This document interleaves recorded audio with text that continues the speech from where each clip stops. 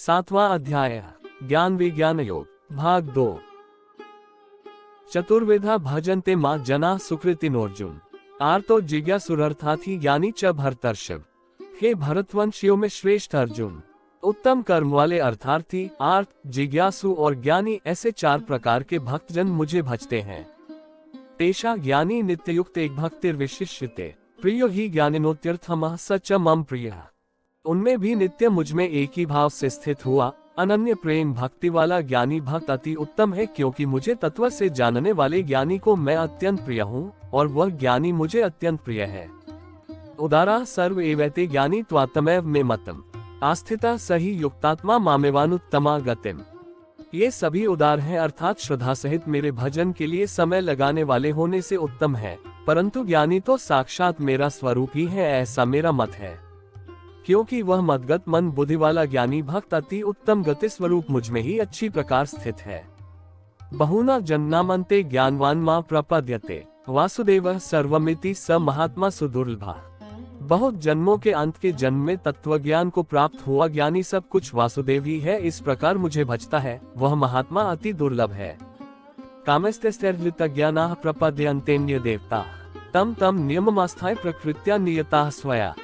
उन भोगों की कामना द्वारा जिनका ज्ञान हरा जा चुका है, वे लोग अपने स्वभाव से प्रेरित होकर उस नियम को धारण करके अन्य देवताओं को भजते हैं, अर्थात पूजते हैं।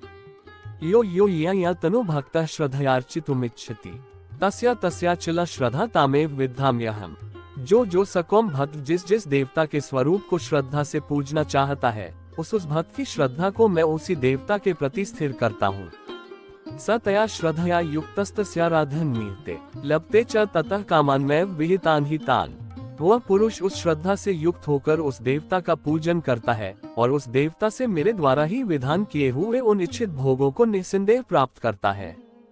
अंतवत्तु फलतेषा तद्भवत्यल्पमेधसाम् देवान् देव्यजो यान्ति मद्भक्ता यान्ति माम्पि।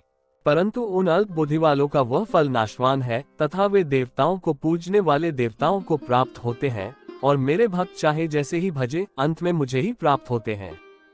अव्यक्तम व्यक्तिमापन्न मन्यन्ते मां बुधयः पर भावम जनन्तो ममाव्ययमनुत्तमम्।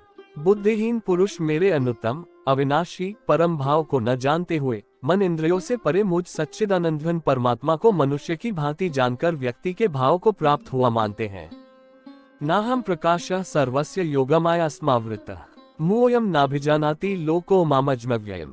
अपनी योगमाया से छिपा हुआ मैं सबके प्रत्यक्ष नहीं होता, इसलिए यह अज्ञानी जन समुदाय मुझ जन्म रहित अविनाशी परमात्मा को तत्व से नहीं जानता है, अर्थात मुझको जन्मने मरने वाला समझता है।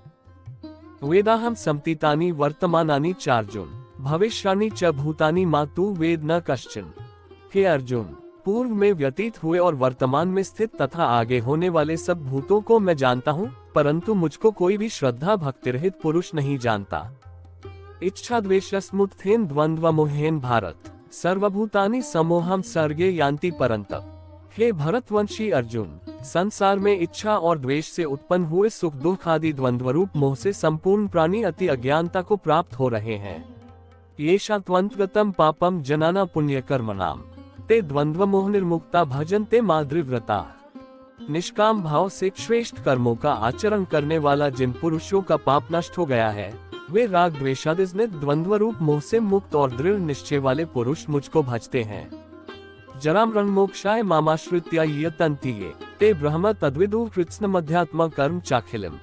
जो मेरे शरण होकर जरा और मरण से छूटने के लिए यत्न करते हैं, वे पुरुष उस ब्रह्म को तथा संपूर्ण अध्यात्म को और संपूर्ण कर्म को जानते हैं।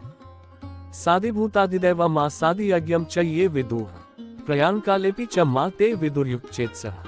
जो पुरुष अधिभूत और अधिदैव के सहित तथा अधियज्ञ के सहित सबका आत्मरूप मुझे अंतकाल में भी जानते हैं, वे युक्त चित्त वाले पुरुष मुझको ही जानते हैं, अर्थात मुझको ही प्राप्त होते हैं। ओम तत्सदिति श्रीमद् भगवद गीतासूपनिषत्सु ब्रह्म विद्यायां योग शास्त्रे श्री कृष्णार्जुन संवादे ज्ञान विज्ञान योगे नाम सप्तमोऽध्यायः। इस प्रकार उपनिषद ब्रह्म विद्या तथा योग शास्त्र स्वरूप श्रीमद् भगवद गीता में श्री कृष्ण तथा अर्जुन के संवाद में ज्ञान वियोग नामक 7वां अध्याय संपूर्ण हुआ।